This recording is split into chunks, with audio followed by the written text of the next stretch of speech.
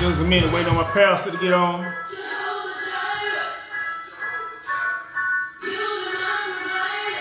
What's going on? See what's going on. Waiting on my boy to get on. Waiting on the pastor to get on.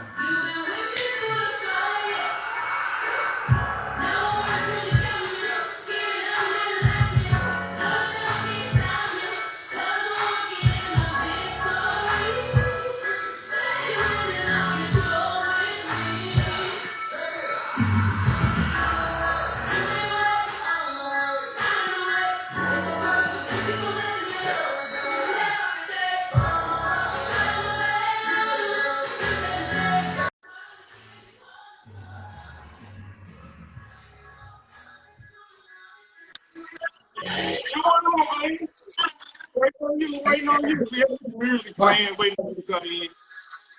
Well, I figured it out. Yes, sir. What's going on? What's going on? Man, we here. We here. We finally got this one to go. We finally got this one to go. Yeah, after 13 shows, you finally got me on at 13 shows. Hey, get all my guys on here. Well, all my Hollow Spring guys. What they at? Get House and them on here. Yeah, we waiting on them all to get on. Hey, we trying to get all of them. This one right here gonna be the one that they all need to be on. One of y'all need to be on right here. Get them on here. Get some of the ladies on here too. They on here, and you see New G, they ladies, they coming on in. So we're gonna give them a minute to get started before they come on, play a little music before they come on. That's that pastor Mike, man. You got my boy. You got my boy, big 30. Big 30. Big 30. Let me hear some of that. They probably want to hear that. If I would have played that real quick before we jumped on here, just ducked out here, they probably got all the way in. And we have 50 people on here, man. We have 50. They what now? We have 50 people on here then. Yeah, oh yeah. We dropped in Pooh Shiesty at Big 30. Yes, sir. They probably chime in. They gonna eventually come on in. I guess we'll go and get started. Take about 30, 45 minutes. Hey, yeah, everybody, hey, I know we've been gone for a while.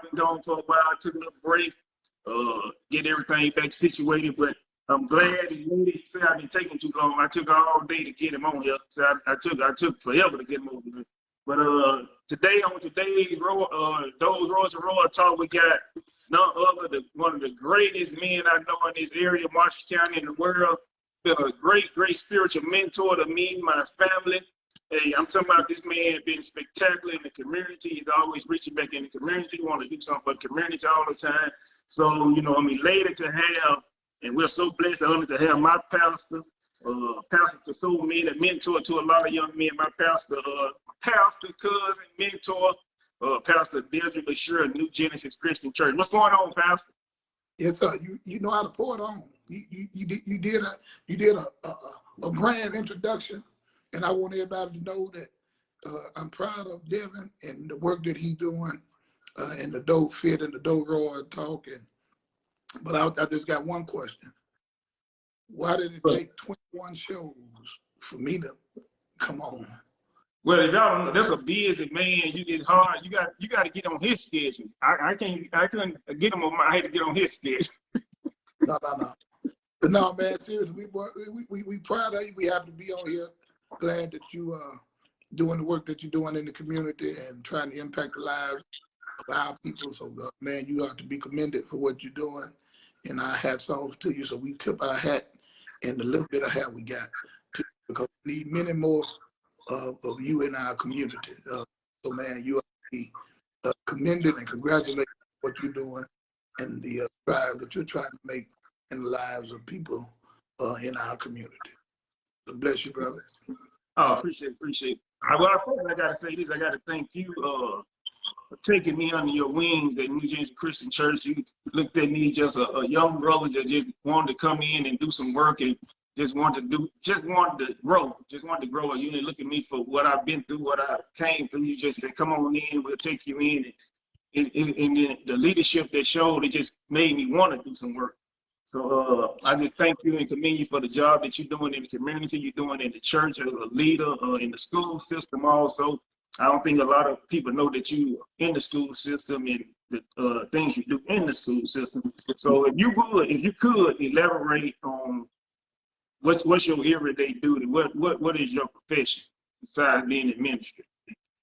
I work at the DeSoto County. I'm employed with the DeSoto County Alternative Center. And so we deal with students. I don't like to say at-risk students, but there's students that's been put out of the regular school setting. They've been suspended from school. And so in lieu of expulsion from school, they come to our alternative program. And in that program, we deal with, of course, because it's a school, we deal with academics, but we focus heavily on behavior aspects of students, and we try to just kind of meet students where they are. So my title is a behavior interventionist. And used to be when we were in school, you got rolled up in the teacher's room, you went straight to the principal's office. But those of us who are behavior interventionists on campus, we're kind of that middle person in between the student and the administration. And a lot of times when we interact with those students from behavior interventionist point, we can pretty much de-escalate the situation, talk to that student, and perhaps save that student from being put out of school. So we kind of like the middle people in between. So that's what I do every day. I've been doing it. Been at the alternative school. I actually started driving buses. I think in 2000, 2001, I went back and taught history. And so I was afforded this opportunity for the last 2 or 3 years to serve as one of the behavior interventionists on our campus. And of course, it's a job, but this is what I told somebody the other day. I also look at it as a ministry, because, man, we deal with people, we deal with young people who are gang affiliated. We deal with people who don't have, students who don't have no home life, don't have a real home structure. So I see it as a job, but I also know that God had me there for a purpose and for a reason to attempt to reach some people and some young people and save some people's lives. So that's what I do, man. I work, and then I take advantage of the opportunity that I have to use it from a ministry perspective. With that being said, just tell us, I know, well, I already know, but just tell us about your family, your marriage, your wife, kids. Yes, sir. The last time I checked, I was married. This morning, I was married. I got 4 daughters, and 1 wife. And so they kind of keep me busy. They keep me broke and keep me busy and doing things. And Sharon, my wife, she's matter of fact, she'll be in a few minutes from work, and she's been a big help to us, not just in my personal life, but I tell people all the time, God knows who to give you in your life, and God gave me the right person. Because, buddy, I was headed down the wrong. Hey, let me ask you this question.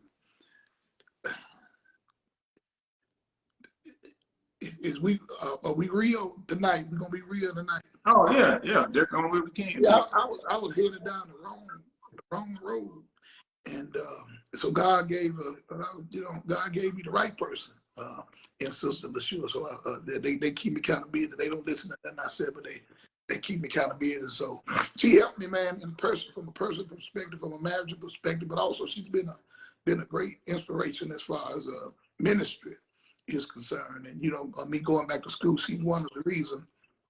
After so many years of being out of school, I went back to school, got my bachelor's, and she was instrumental in me going back and getting my master's degree. And she's on me now to go back, and I think I'm through school. So, man, she's a pusher, she's a motivator, and so, man, I just I wouldn't trade her for the whole world. I wouldn't trade her. So, I'm blessed with a supportive family, man, and like I said, at the end of the day, keep me busy. They keep me busy. Yeah, I can tell you, I can say the First Lady, she's been inspiration to a lot of us, especially the young ladies and women in the church. Great leader. She's always like you, pushing everybody to be the best that you can be. and always checking on you, gonna tell you, hey, come on, I know you can do it, it's in you. She always pushing you. There's one thing about New Genesis, the motto, making new and making great. Y'all stand on that, and it's self-evident that's what's going on with New Genesis. So I always tell people, hey, if you looking for a great church home and a great pastor, hey, come on out to New G. We're making new, making great, and we elevating up there too also. Yes, sir. Yes, sir. Well, I said we're gonna get in here tonight. We're gonna we said we're gonna do a little discussion talking about helping elevating the community and helping elevating our youth, young men, basically, with our young men. So, Pastor. Oh wait, Shay said, what Shay said? The fastest train going in all the Mississippi, North Mississippi. Train in all the brand. Thank you, Shay. You trying to get on my good side too, cause y'all done did 29 shows and then had me on here. Hey, she's somewhere around here. Hey, she's supporting wherever she is. She's gonna be supporting. She got to stop everything she's doing. That's what she's gonna do. Well, I got this. I don't know if many people know. I know what you just mentioned about the behavior specialist, and you just told us a whole lot about it. So we can't mention that. So how long have you been in ministry since you already updated us on the behavior aspect of what you do? How long you been in ministry? Legally jackleg. I was jacklegging in high school, but ministry legally, man, I started preaching. As a matter of fact, October the 30th, that's in about 3 or 4 more days. And I think it'll be 27 years. I've been preaching for 27 years, been pastoring since 99. So 20 in ministry, 27 years. I preached my first sermon October 30th of 1993. It's a long time. Yeah, that is a long time. But it's evident that was your calling because it's showing in your work. So, hey, I respect that. Well, I'm gonna see. Let's get into the meat of this interview. Me personally, I feel like we share some of the same thoughts about young men in our community. What are some of the things you think are hindering our young men and possibly men in our community? It's hindering our young men. You were breaking up on me, Desmond. Yeah, what you think is hindering our young men?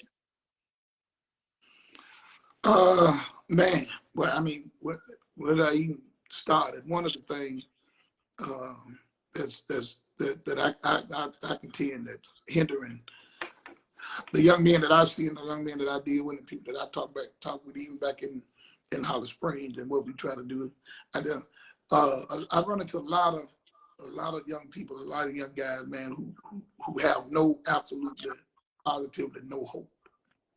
And so here's what I can believe in you all day. I can believe in you and invest much in you, but until you have that self-realization, until you believe in yourself. So a lot of them, man, I was in the barbershop not too long ago, and I was talking to a young guy 7 years ago, and we were sitting there talking, and the guy said to me, he said, Mr. LeSure, what you're talking about is some real good stuff. And he said, you really know how to get to the heart of people. But he said, I will not live to get past 26 years old.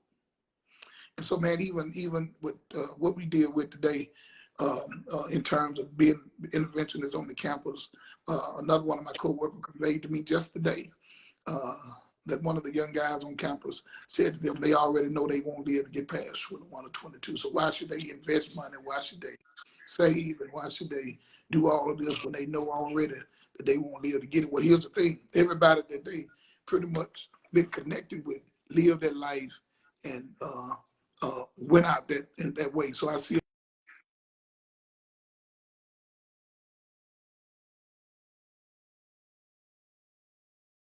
so a lot of men, they have absolutely positively no hope.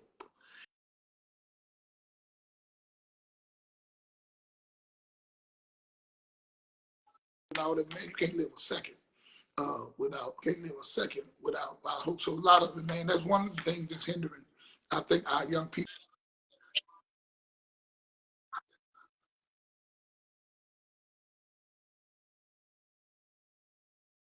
We don't have a whole lot of role models. We don't have a whole lot of people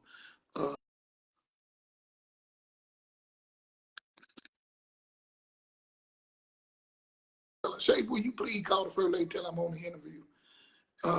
So a lot of it, Devin, man, we don't have people that we can look up to. And then, you know, in those instances, well, you find young people that's looking up to the guys. It's not the people that we would normally look up to. And then you have to look at the home structures. I'm not, you know, and by no means am I saying that a woman can't raise, can't do a good job. But I will say this, that there needs to be a man somewhere in that child's life. So when you put all of that together, in conjunction with what kids are dealing with and what young black men are dealing with in our community, we already feel as though we're fighting against a system that's against us. So, you know, you really have to get on that level. You have to talk with them. You have to assure them that there is hope. And so one of the things that I try to my best to do is instill in them, you know, you got to have faith in you regardless of how many people have faith in you. You got to have faith in yourself. So that's the name off the top of my head, several things that I think is hindering the black community, you know, hindering our guys from being men. Yeah, I mean, I heard you mention about, and I kind of do this when I go to the schools too with the young men. And if their parents, and if it's a single lady, even, you know, my mom, she raised me, she was a single parent, she had help coming along. I always try to tell the lady, no matter what you do, try to find some man that you could trust, have trust in to be around your son, because they need that male figure in their life. I don't care what nobody say about a young man. He needs, in this day and time, you need a male figure in your life that can give you some type of guidance, a positive male figure can give you some type of guidance, because as I'm grown up, I'm 40 now. I promise you, it's totally different than when I was 18. Like, we had people that we could just go and they be like, "Nah, you can't hang with us. You can't do this. You can't do that." But there was always guys that said, "Let me show you how to do this. Let me show you how to work. Let me show you how to become this man that you're supposed to be." And I kind of think, yeah, you don't necessarily have to be the dad. I know the statistics say there's a lot of black mothers without men in the home.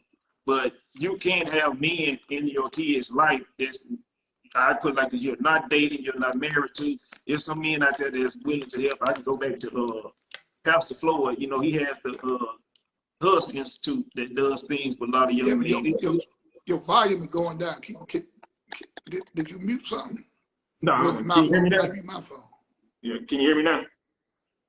Yeah, I can hear you. Yeah. I just think, you know, that it just needs to be some programs put in place for young men to be able to see different men from different aspects. Because there are young men out here that are business owners that own a lot of things that's doing the right thing. So I think it just needs to be seen. They just have to see it to believe it.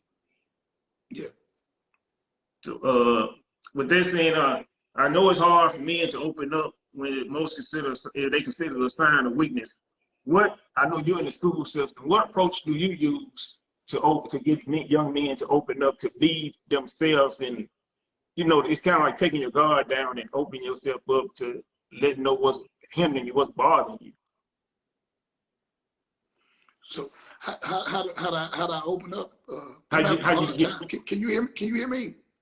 Yeah. How do you get the young fellas to open up to let them know that they can trust you? That's you stole. You answered the question. How you get them to open up? You got to gain that trust. If they don't feel like they can trust you, they're not gonna confide in you. They're not gonna talk with you.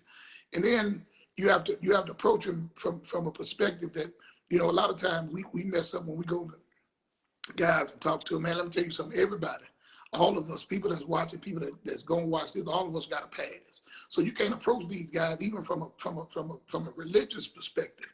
You can't approach them like you ain't ever done nothing. You can't approach them like, you know, you've always had all of your I's dotted and your T's crossed. So you have to meet them. Then you have to give them real life stories, and you have to convey to them and put them get them to see that hey, you ain't the first one that did this. You know, man, I think I got suspended more than anybody in the school. I think I hold a record.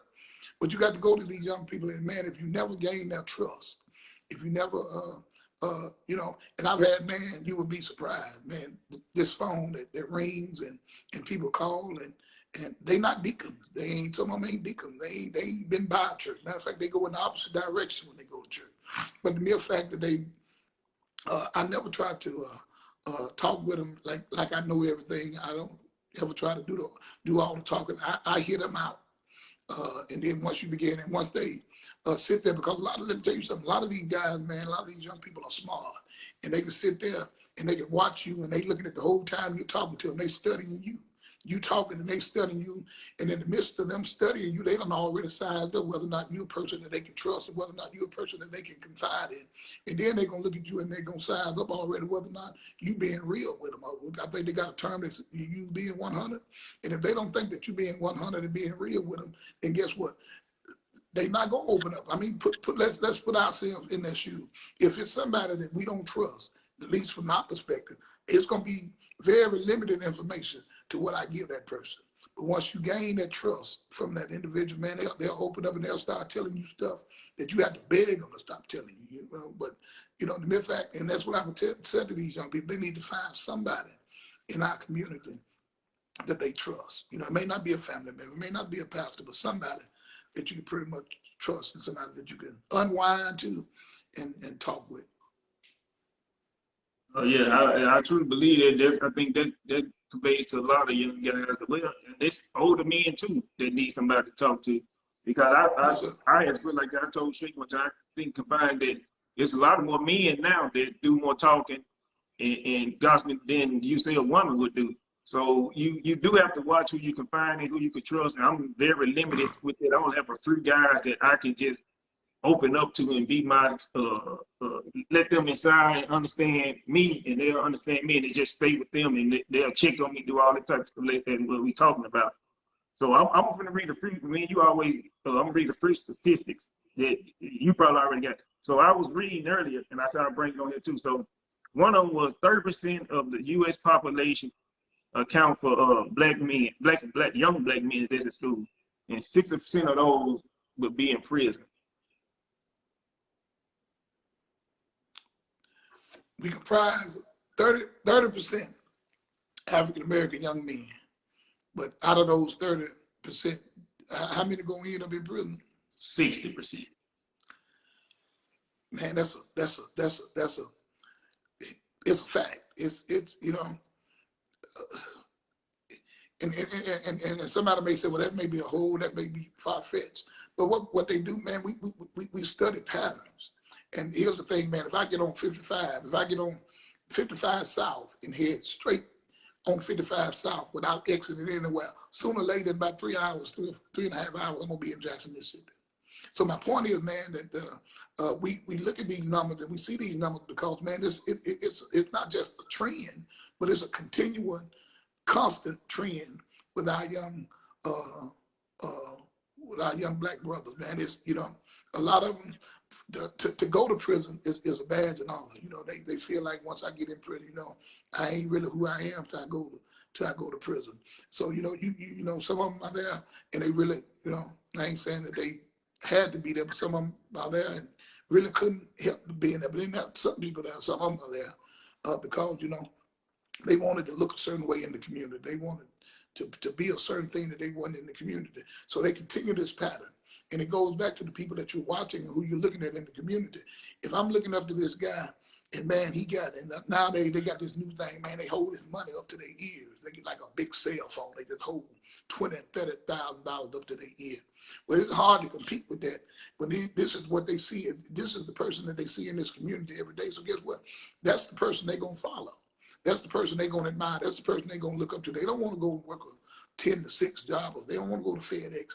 So guess what they'll do? I'm gonna idolize this person in my community. And if this person, if this man, and this man, and this brother, everybody I see in my community went to prison and they made it back out of the prison, then guess what? You know, unless you got a strong mind and a strong will, you're gonna have that desire to go down that same road. Why? Because I idolize this particular person. And so, man, I would agree with those numbers. I would agree. Okay. And he also said 1 in 3 black men can expect to go to prison in their lifetime. 1 in every, yeah, yeah. Now, yeah, I would agree. I would agree. I would agree. Definitely. But then So it goes back to the question become, you know, what do we do? Since this is one in every three, for every three African American men, and I don't know what age group, did it say what age group? Or just black men in general. So the question becomes, you know, what can we do to be proactive? You know, and you know, since these numbers are not going to change unless we do something. How do it go from 1 in 5 or 1 in 3 to a 1 in 5 or to a 1 in 7 and a 1 in 9 or 1 in 10?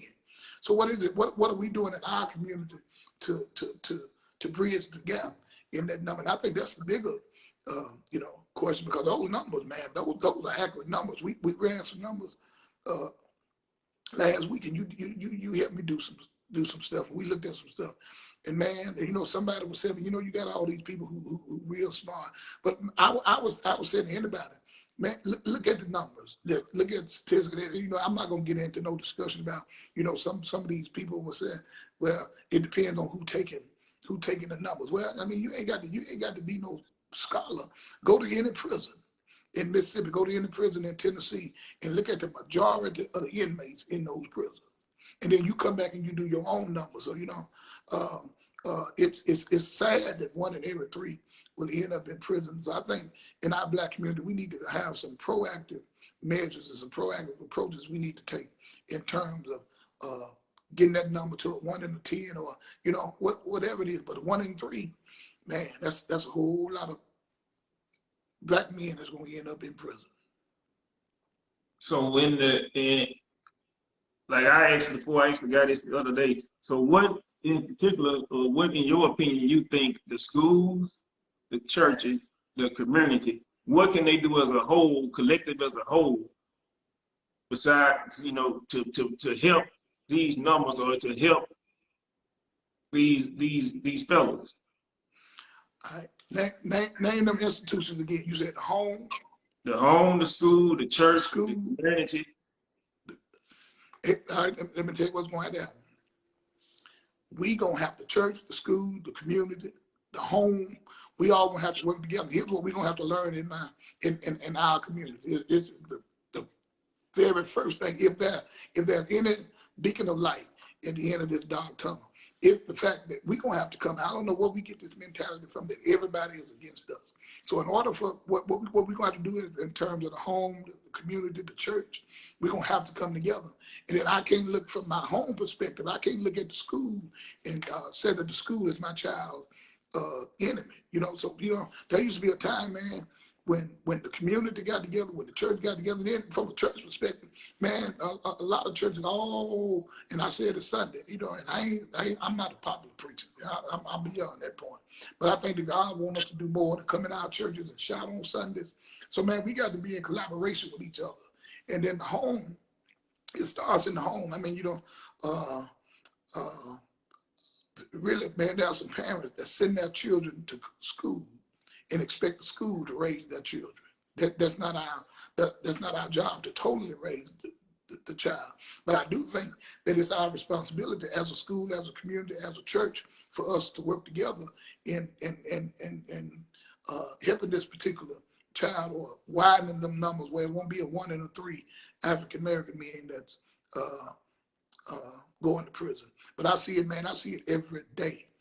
I see it every day where parents come to the school, and you won't come to the school and go off on me. When what you need to do is, because here's the thing, when I was in school, I knew where to cut off at. My mom and them didn't look at the school as our enemy. They looked at the school as an entity that was going to help build us. So now, man, we got such a disdain for any type of leadership. Let me say that right there. We have a problem with any type of leadership. You got parents that'll come to the school and cut flat foot up, come up to the school, and you haven't said one word to your child about why he cussed the teacher out. Let's deal with that perspective. So what do you think ought to happen to a child that stands up in the class and cuss the teacher out?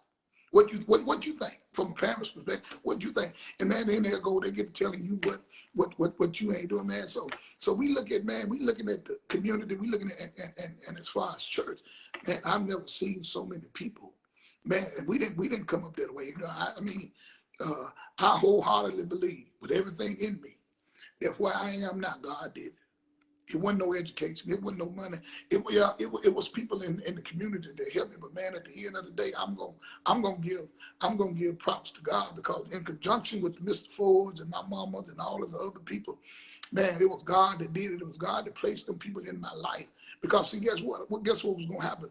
If my mama in the school and Mr. Ford and them hadn't did it for me, guess what, David? I know what would happen to me.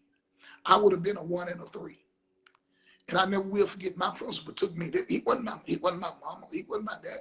I have been to the office 3 or 4 times in the day. He said, if you come back to this office, I'm going to put you out of school. He said, just find you another school to go to. I'm putting you out of school. I went to the office the very next period.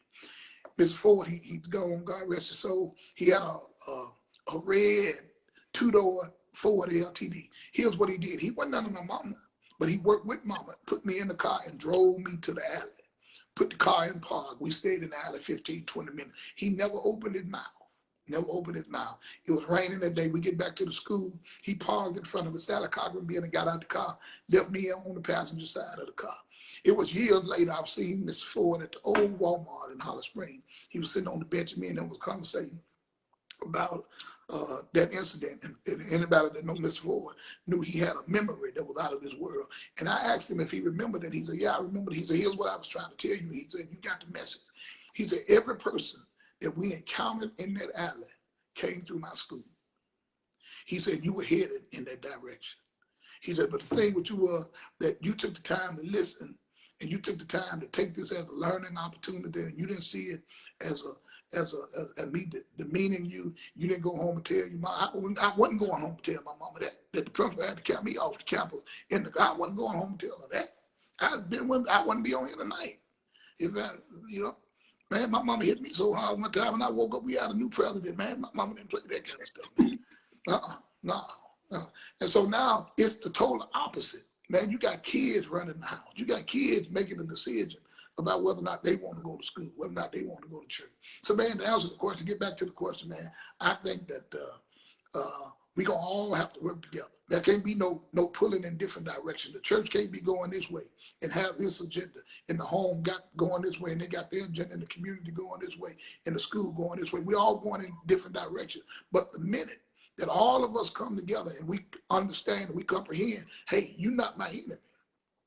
When the home look at the school and look at the church, and the church look at the community, say, you all, guess what? We're fighting the same battle. We may have different approach to how we're doing it, but we all, at the end of the day, I want to think that all of us at the end of the day want to save some person's life. And so once we look at it from that perspective, I think, man, it's so much competition and so much this and so much that, so much pulling in different directions that it's hard for us to even, we don't forget all about what the central theme is. All of us are going in our own direction. And let's be honest, all of us sometimes we get selfish and our agenda, our personal agenda will get out of the way. And then we forget all about the key factor or the key component. We're supposed to be saving lives. We're supposed to be impacting lives because we got our own agenda. We're going in different directions. So guess what? Now this child, because everybody's going in the opposite direction, guess what? This child, this student, this young black man still needs to be attended to. And guess what? Everybody else has abandoned him. He still got issues. He's still dealing with stuff. He still got disciplinary problems. But here we are as a community. Here we are as a church. Here we are as a school going in different directions. And this child is still out here. So guess what? Now I got to fend for myself because I got to survive by any means necessary. And that's the mentality that a lot of these young guys got. And it goes back, to the thing about, hey, I don't trust the community. I don't trust the church. I don't trust the school. But the minute, Devin, that we come together and fight the same battle and bring your agenda, your approach may not be the same as my approach. Here's what I said, man, there's some people I ain't gonna ever reach. I've been preaching 30 years. There's people I'm not gonna ever reach. But guess what I'm smart enough to do? I'm smart enough to hook up with you. Or I'm smart enough to hook up with this particular guy and this particular guy. I'm not here to judge you. I don't agree with your lifestyle. No, I don't agree with that. But guess what? I can take what you know. I can take the talent that you got. 'Cause let me tell you something. It's some gangbangers out there got some talent. So guess what I do? I ain't got to promote what you do. I'm not going to take my hands off of it. And if you call me and ask me, say, Pastor, I need to talk to you, I'm going to answer the phone. But I need for you to understand one thing. You ain't going to sway me into this position or to believe what you believe or to condone what you do. But at the end of the day, I look at how intelligent they are. I look at how some of them just got an art about them, just intelligent. I've never seen a group of young people that streetwise. I ain't no street guy. That ain't in me. So guess what I'm gonna do? I'm gonna hook up with a dope fit and a dope raw talk, and I'm gonna hook up with this guy and this guy. So let all of us come together. Let's lay our personal agendas to the side. And for 1 minute, and I know I'm gonna make some preachers mad. So here we are. We talking to Deborah. You know people I have conversations with. Let me lay my Bible to the side for 1 second. Because I can't approach. They don't know. They don't even know what a book of Proverbs. They like, they don't, man, you cannot go to them. Let me just, I ain't gonna abandon the Bible, but let me meet you where you are. And once I meet you where you are, I'm gonna hook you and I'm gonna pull you, hopefully, I'm gonna pull you in. So man, I think that once we get together and get on the same page, man, you'll see a drastic change in our community. Yeah, that's why I say, when I tell young guys, I talk to them, they be like, man, why is this demean about you? And I always tell them, the guy that came to the church that we couldn't hair, he's like, man, there's something about, he was talking this Saturday and stuff, man, it's just something about your pastor, man. He just genuine and keep it real. But this is not the first time I heard it, but I agree with everything you're saying. And I said, I always say the same thing. I don't never, if I approach a young man, it's never approaching them about what they're doing or what they're trying to do. Hopefully they see something in me that'll pull them to my side and want to just, because like you said, a lot of those guys are talented, and the mind that they have, I'll be like, you can run a business, man. You smart as out of what you doing? If you take what you applying to what you're doing, and you apply that same concept to a business, you got a business that you can run legit and make more money than you probably think about making. But I get, like you said, we have to meet them. And I like the way you use it. You're not abandoning the battle, but you got to meet them somewhere. And that's the approach I seen when I came to New Genesis. Hey, Devin, let me talk to you on where you at. Not because I know you don't know the Bible like this. Let me talk to you where you at. And it brought me in, and you had other little stuff. Well, I see Devin had this. Let's start like this, Devin. What you think about this? You've seen something, like you say, you've seen something in me, and it's drawing out. And I think for it, and I think a lot of men that, we talk all the time. You talk to a lot of men. You don't tell me who all you talk to, but you talk to them, and they calling you, they're blowing your phone up, asking you this, and you never condemn them for nothing they're doing, but try to help them get to where they need to be. No, and go back to something you said. You ain't got to. Let me tell you what. You don't have to remind them who they know what they doing. They know absolutely positively. So you ain't got to remind them of what they doing. And so I look at it like this, Devin, and I can take this phone and I can go up text messages. I can go through inboxes of what these young guys, man, call and hey, you got time to talk? You got time to? One guy sent me a message last week. He said, man, I just need you to stay on the battlefield. He said, man, you helping these young guys. He said, you doing that. And so here's the thing, Devin. I can't look at him and say, ain't no hope for him. And I'm not gonna go to him and remind him what now. At the end of the day, and I done got into it. I done disagreed. I ain't gonna say I done disagreed with a whole lot of them. I done disagreed with a lot of them. Because here's the thing, I didn't bother you. You picked the phone up and called me. So the mere fact that you called me let me know that, hey, you really want an honest opinion. Again, I'm not gonna condone what you do, but at the same time, I'm not gonna judge you for it. And so I think that when you said something about them having talent and being smart and being intelligent. But here's the question though: how many people have told them that they could take what they have and invest it and have a legitimate business? How many times have they heard that in our community?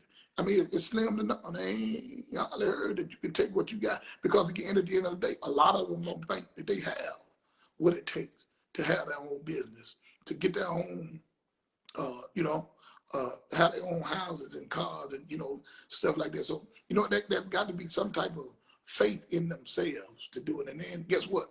They got to hear it. Here's what black people got to do. Here's what black men got to do. We can see it all day, but here's what we got to do. We got to hear it. We got to keep telling these young guys, you can be this and you can be that. Man, there been some days I wanted to quit. There been some days I don't want to answer the phone. And I said to somebody last year, I said, I'm tired. I'm tired of going to funerals. I'm tired of going, you know. And so I think I may have even mentioned, I said, I'm through. And somebody had to pull me back into reality. I don't know if he's on here, and I hope he don't mind me calling his name. We called him Puman. Puman called me, and he said, man, you can't stop. And so here it is, man, for this young brother to call me and tell me, he said, man, you just about all we got, man. He said, you know, and that's what I try to do. I'm not trying to be real with him, man. I don't go to him and try to, you know, judge them or nothing like that, man. But I do try to, you know, meet them where they are and let them know that, yeah, you possess something that you can be successful in this life. You know, and then I take it like this, man. I don't want to miss an opportunity. So that's why I answer the phone. That's why I return every text message. That's why I answer every call when they call. Somebody said that they said one thing about it, one of the guys called me about a month ago, and he was sitting there and said, oh, Pastor, you ain't gonna answer the phone. I didn't answer on the first ring. I come out of Kroger and called him back. Oh, he was happy. He said, man, they thought you were gonna call me back. I don't want to miss an opportunity because here's the thing, man. I've been doing this. I've been ministry 30 years, man, in education. And I've had, man, 1,500, 2,000 kids. I done ran across more than that. But it's been 8 of them. And you heard me tell this story before, 8 of them that I've gone to. And I said to that brother, all African-American men, I said, if you don't change your life, you're going to end up in a cemetery. All 8 of them, every one of those 8 individuals that I said that to, didn't die in car accidents, didn't have heart attacks or stroke. They were violently killed. All 8 of them were murdered. And so, man, it goes back to, you know, this is the treat. If you don't, I ain't saying that you're going to end up like somebody said, well, you know, Mr. Tree, you put the curse. I ain't put no curse on no. Man, go on, man, with that right there. Stop talking to me. But here's the thing. If you continue on this path, this is what's going to happen to you. And so, man, here's my question. Where are our black leaders? Where are our black men, other successful black men who have said to me, man, you're wasting your time. Man, you'd be surprised at the number of black people that have told me, man, stop it. You doing too much. So, man, you can't reach these folks. Here's what I'm not going to do, David. I'm not going to give up on them. I can't give up on them because guess what? They didn't give up on me. Man, you didn't want to see me coming in 8th and 9th and 10th grade, man. And so if Mr. Ford and them had given up on me, man, I don't know where I would be. So, man, we got to keep believing. Sometimes you get frustrated and you get tired. I ain't saying all of that. But, man, you just got to, you know, you got to know that, you know, God put you, even with what you're doing. This is more than just being on Facebook, man. You're reaching, and they may not ever come to you. They may not ever send them to you because black men got this thing about, man, I don't, you know, hey, I got a lot of pride. But in actuality, you helping me. And I don't need everybody to know you helping me. So, man, there are some people that you reach and some people that you impacted. And I know there have been some days in your life when you even thought that what you were doing wasn't beneficial to the community. But here's what you got, man, there are some silent people that you're helping. Some people who would never ring your phone, some people that have never knock on your door and say, man, let me tell you something, man, I appreciate what you're doing. Man, Devin, you don't know how many lives you done saved just by what you've been doing in the last 5 years. I just believe that with everything in me. Man, there have been some black men lives that have been spared because of what you, the voice that you have in our community, the work that you're doing in the community. And man, you may never know who they are. And I said to somebody the other day, God keep real good records. And so that's the thing, man. You know, we don't do it for no cloud, and we don't do it for self-glorification. But man, we got to know at the end of the day, when I go to bed at night, here's the thing. Here's the question did I help somebody?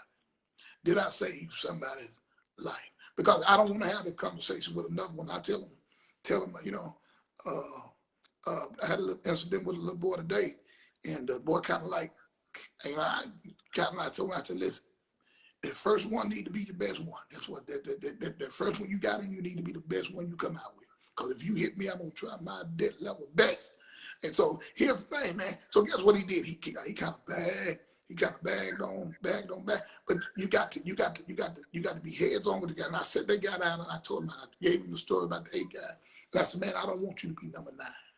And so here's what he did. He stuck his hand out to me. He said, man, I appreciate you, Mr. Leasure, taking the time to talk to me. He said, I don't feel like I got nobody I can talk to. He said, I just feel like he said, man, thank you. So guess what? I didn't write the boy up. I think they're going to find me. I didn't write him up. I didn't send him to the principal office. The fact that he stuck his hand out and said, man, thank you for talking to me. Thank you for listening. And man, that's all of them. That's what they want. They want somebody that's going to listen to them. And they want somebody they can unwind. And somebody had on Facebook the other week, said, when black men, when you need to unwind, who you talk to? They said, nobody. You on your way to the nut house. You on your way to see something. You need to have somebody. And then these people who are super spiritual, talking about, well, I just unwind to God. You better find you somebody in this earthly realm that you can unwind to. And so these young guys, man, they look at you and they can unwind because they trust you. Or they can come to me and say, you know what? I can trust the pastor. And so then, you gain the trust, and then you can kind of have conversation. And they didn't build Rome in a day. And so it may take 1 or 2 years, or 3 or 4 years, but the mere fact that, hey, guess what? We're gonna do a little bit at a time, and hopefully at the end of the day, we can reach the goal that we're trying to reach.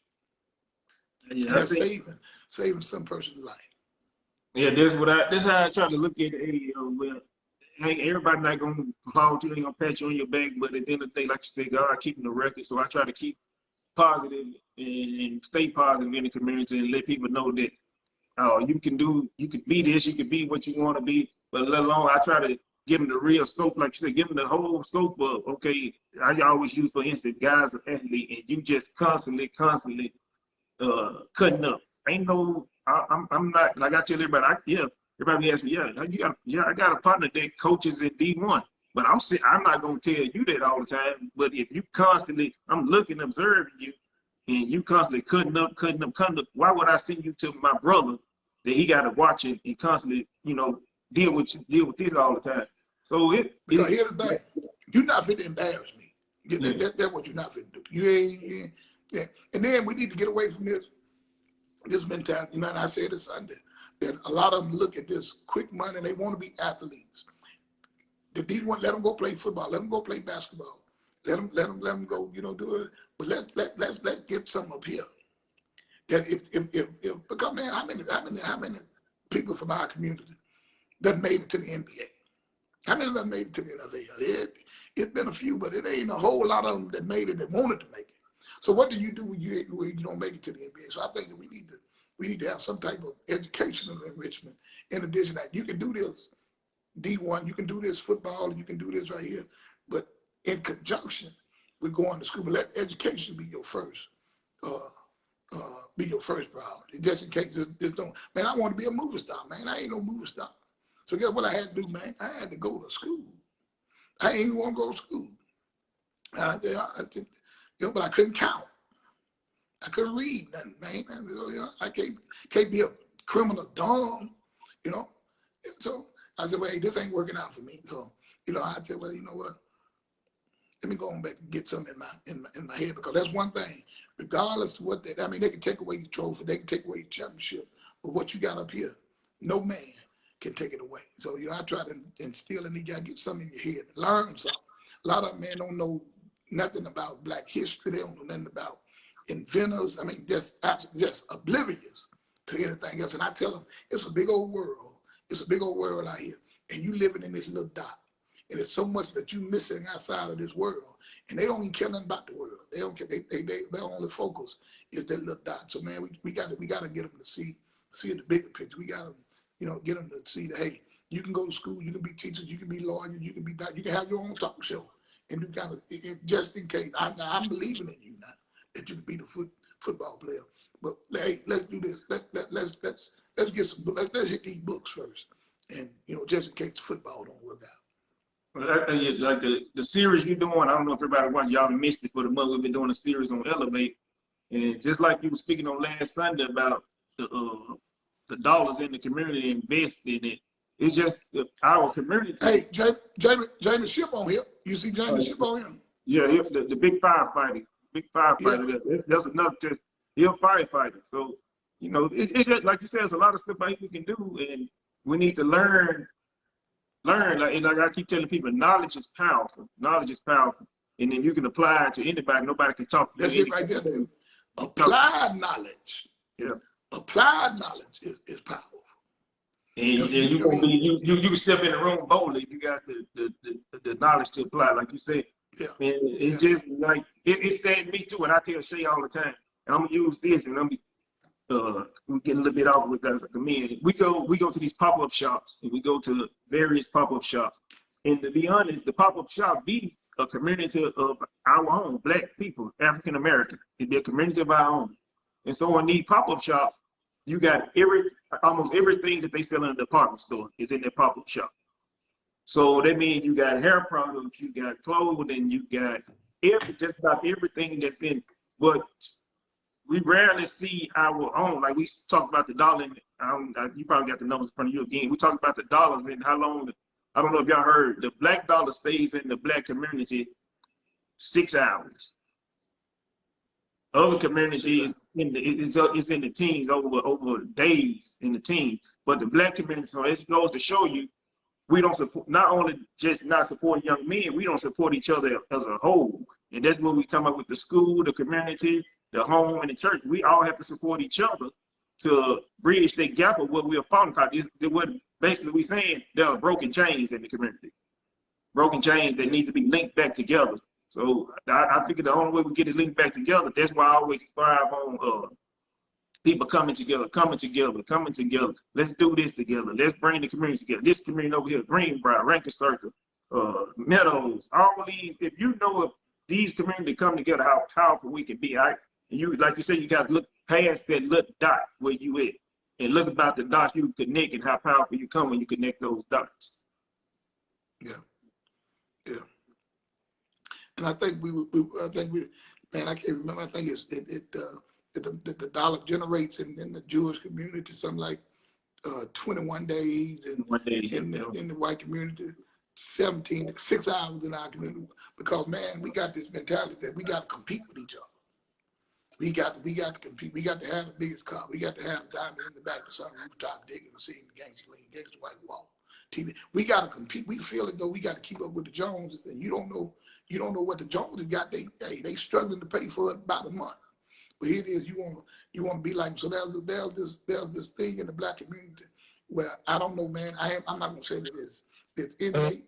And from one perspective, Deb and I often talk about the Willie Lynch. I asked the student that some of them have never heard of Willie Lynch.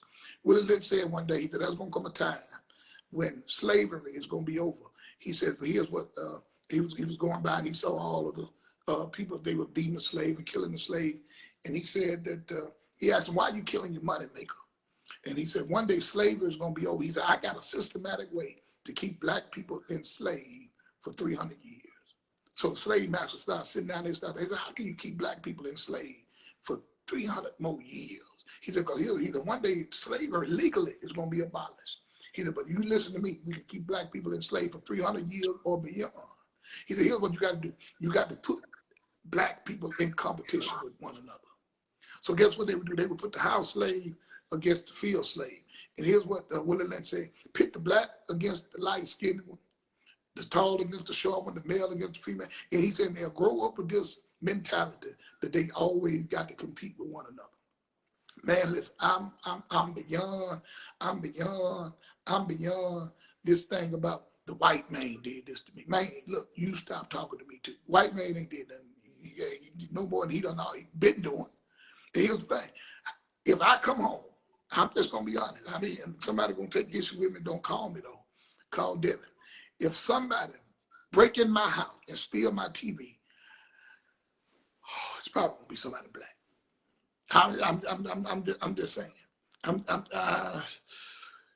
If they steal my car, it's probably gonna be somebody Black. So these people that talk about, man, you know, the white man did. What have we done to ourselves? What have we done in regards to this competition that we become so envious of one another, that we become so jealous of one another, that guess what I end up doing? I won't support you, then I badmouth, and then I see people all the time, they got business, and then they get on Facebook. I see Dorothy Cox on it, she got business. So if I don't like something that Dorothy Cox do, instead of me calling Miss Dorothy, I get on Facebook.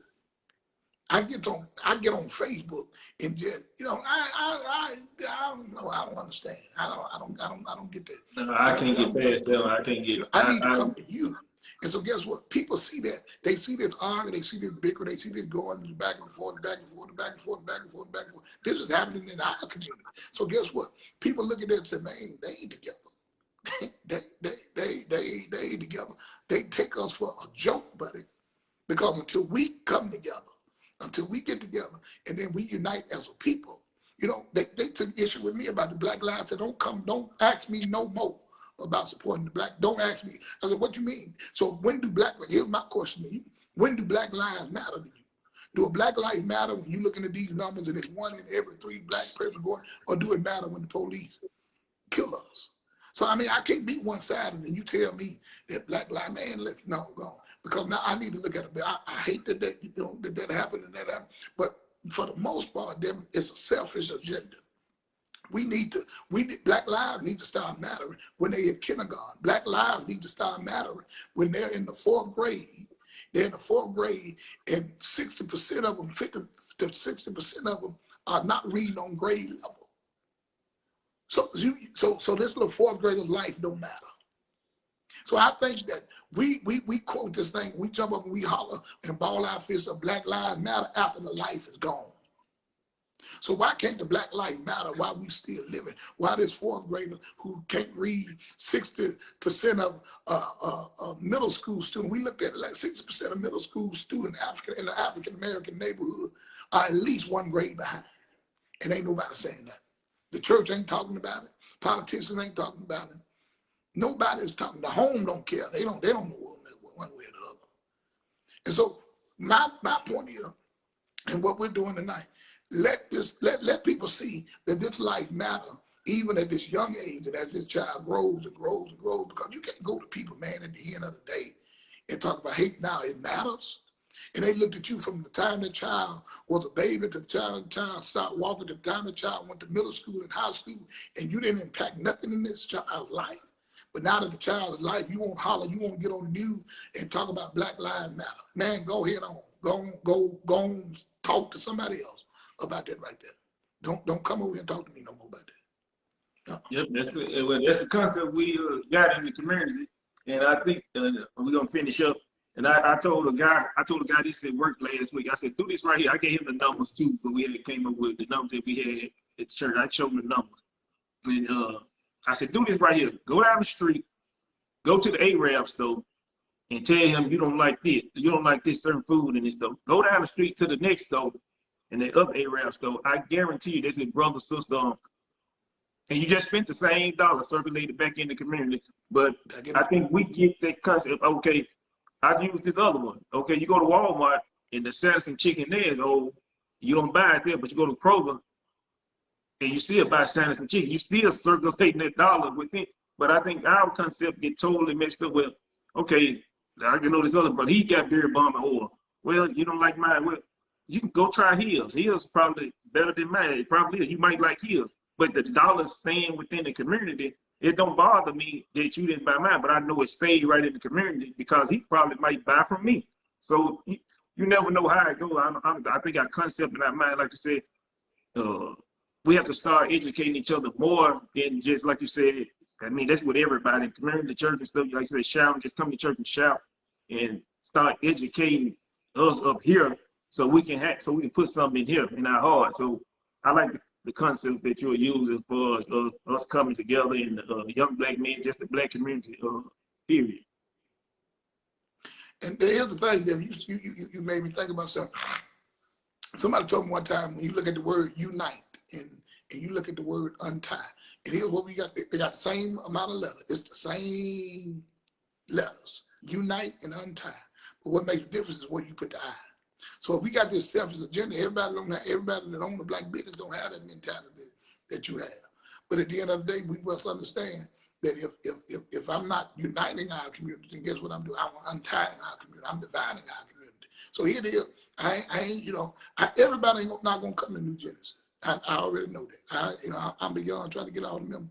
But here's what you need to do. There are some other churches that make it meet your need, and it goes in regards to your to your business and what you got, that stuff you got to grow the people have, and the beards and everything. So guess what? If I don't like your product, then the sensible thing to do is for me to come and say, now, Devin, here's how you can improve in this area of your product. Instead of me going out into this community, then I'm going all the way to Germantown. Ain't got no gas to get out there, first of all. Ain't got no gas. I'll drive all the way to Germantown because I'm trying to prove a point to you. I'm going to show you that I'm not going to support your business. So I'll drive all the way to Cordova, and I think I'm doing something. And I put $20 worth of gas in the car, and I put gas back in the car when I get to Hollis Springs because I'm trying to prove a point to you. So, man, it's just, I think somebody put up that, man, our mentality, man, our mentality. Yeah, but somebody said, there is hope, though. Yes, sir, I believe that. Well, I think we may wrap it up, and I thank you, man, for getting on here tonight, enlightening us on the young black men in the community. Man, it's been an honor, it's been a pleasure always to talk with you just about every day. Just talk with you and pick your mind and helping me and my family grow and the New Genesis Church family grow and other people outside of the Genesis Church family. So, but you can go and tell them what time service is, and we still in protocol, everybody, but we still having church. Oh yeah, we back, man. They going everywhere but church. They going everywhere. So we at church, they going everywhere, man. Ball game, they at the homecoming, they everywhere but church. And I just don't think God is pleased with that right there. So, even with that, we kind of scared. But listen, we at church, we got the mask on and everything. We got to take precaution. But 10 o'clock, 8920, 8920 Mid-South Drive, right there. Everybody know what Rayford Hot Wing and Pizza Hut is. That's right over there off of the expressway, 10 o'clock. And we don't keep you all day. Somebody said to me the other day, said, I like coming to y'all church because y'all don't stay long. We in and out, we don't mingle, we don't talk. And so, but we want to invite all of you to come out. If you ain't, you don't have a church, church home, if you're just looking for somewhere to go, come check us out. Shay said it's a fast moving train in Olive Branch. All right, it is Miss Franklin. She's an awesome talk, my brother. So enlightening. Thank you. Yeah. Devin, I'm messing people. I don't even know who they is. I don't even know who they are. They'll probably be down here when the season over with. That's the coach there. Yeah, he always, they're one of my good brothers. I call him my brother. What's his name? Tavis Franklin. Yeah, Tavis Franklin. West Kentucky University. They'll be down here playing Memphis November 18th, 19th, whatever that Friday is, 18th or 19th. They playing the University of Memphis. They'll be in the house. But Franklin, you need to give me some tickets. You need to give me some tickets so we go to the game. Then after the game, we're gonna come to church, Brother Franklin. Where you live at, Devin? In Bowling Green, Kentucky. He in Bowling Green, Kentucky. Hey, Brother Franklin, I'm coming to Bowling Green, Kentucky to see you. Johnny Hughes said, great job. Thank y'all for tuning in. Yeah, thank y'all for tuning in. He said, Brother Franklin said the 19th. No, man, I'm just saying, I'm going to pay you for them tickets. Don't you go to jail trying to give me no ticket now. Yeah, the 19. But let me cash out you the money for them tickets now, Brother Franklin. Well, get off here. Simon Smith on here. He done got on his label. Man, Derek, thank you for having us on the talk show. I feel like a celebrity now, man. Oh, we good. I want to highlight, and I told my couple business on our highlight. But first of all, I want to highlight thank New Genesis Christian Church for this opportunity for helping me grow and my wife and my family grow. Hey, Fancy Hands Accessory, y'all check her out. And Sheikah Gorilla, that's my wife, y'all check her out. Myself, Doe Royalty and Karen Beard Bond Products, Millionaire Tax Consultant, owner Tamika Piggy. I'm gonna get y'all free brother, Rilla Transportation LLC, owned by my brother Demond Rilla. Got his own trucking company. Hey, he's teaching young brothers. Y'all want to learn to get your CDLs. He's helping y'all get your CDL if you want it. Brown Lawn Service. That's my other brother, Bradley Brown. Sensational Photos. Harvey Tucci Campbell. Miss Burke, her Tabby, Lifestyle and Health and Wellness. Palace Executive Suites. Margaret Ice and Love Garment. Sharon Turnish Love. Side by Side Property Solution. Brian and Courtney Brown. Hey, they buying houses, selling houses. You're trying to sell your house, get with them. Hey, but hey, there's a lot of all these people I just named. If you want to put your thing down there, and when we go on, we can shout your business out. Trying to get these businesses out. I see Jazz on here, Sugar Trees, I see Carissa on here. Carissa on here with her business. Y'all put y'all things down there. Let everybody support your business. So we got a lot of black business owners in the community. Support these black business owners so they can grow and elevate. Like I say all the time, elevate, elevate. Appreciate your pastor for getting on, taking time out of your business schedule. So, Derek, how many businesses were that all them business you just named? All of them were black business. All of them were black business owners. That's what I'm talking about. About 200. James Schiff trying to work on his business. We try to get him to do some CPR class. We got my cousin on here. We do the sign. My cousin Tutu, y'all see it up there showing sign. He do the signs in the yard. I forgot he was on here, so y'all support him. Hey, y'all drop them names down there. Hey, we finna force this community grow. We want to see the community grow, elevate, support each other, and like Pastor say, go to the individual. Some of you don't like, go to the individual, talk to them. Don't put them on blast. That's not the right way to do things. But hey, we supporting y'all. Don't Royals fans in New Jersey Christian Church. We supporting y'all. We supporting y'all and wish y'all the best. Now, we got Miss Dorothy. Miss Dorothy on here. She cooking down there. Down there. Who is it? Miss Dorothy Carter. She cooking down there on number 4 somewhere. I ain't been down there. I heard she got some pretty good burgers too. Yeah, I heard she got some pretty good food. I heard she got. I think she got. If I'm not mistaken, I think she had the Old Marshall Scrub. Oh, okay. That's it. Dot's place. Yeah, come on, Miss Dorothy, put your business up there now. Yeah, you gotta put your business up there so we can support it. Hey, put your business up there so we can support it. But yeah, we thank y'all. We thank y'all for getting on. Hope we do this again sometime soon. But we are coming up soon with some other business owners. We'll try to get some more business owners on here to talk about their business, how their business is growing and what they're doing in the community. So get ready. Don't roll out here, grow out, talk. We elevate. And while we got Clarissa and I see Jazz on here, they supposed to be doing a pop-up shop. I don't know what happened to that. I don't know what happened to them. You need to get on them. You need to tell them they need to do it. They need to do it. Guess what, man? Everything that we need is in our own community. We don't have to go outside our community no more. You know, there used to be a time we had to. Everything, man, think of it. Anything that you can think of that you need is in our community. You don't have to, you don't have to go far. And if you don't know, you call one of us. I'm pretty sure there's a lot of us know a lot of people that can connect you with the right people. You want to learn, like the fellow said, he was speaking up there, you want to learn about stock, you want to learn about all type of stuff. I know some people know that type of stuff. You just want to get the knowledge of it and learn. Hey, we teaching, we growing. It's time to elevate our community, put our difference to the side. Yes, sir. Thank you, David. Appreciate you having us on here, man. All right. I'm gonna let you get out of here, man. All right, buddy. All right. Thank y'all for tuning in. We pray that we said something, and I hope I can come back on. And it won't have to be. But tell the people how many shows. Hey, mama on here, Devin. You got to send a shout out to my mama. And I told you. My cousin. Hey, my cousin. I'm still waiting on them Jack Malcolm too. She got some good Jack Malcolm waiting on them too.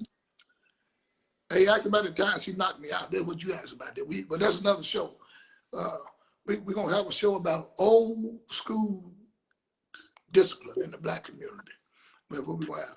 But man, listen, thank you for having us on here, Devin.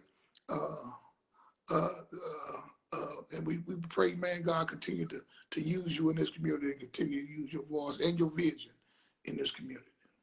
All right, Pastor. Appreciate it. And hey, the same I said about New Genesis and the things you're doing in the community. Continue to let God lead you and guide you. A great shepherd, and you just know you got some sheep on your team. Man. Bless you, man. All right.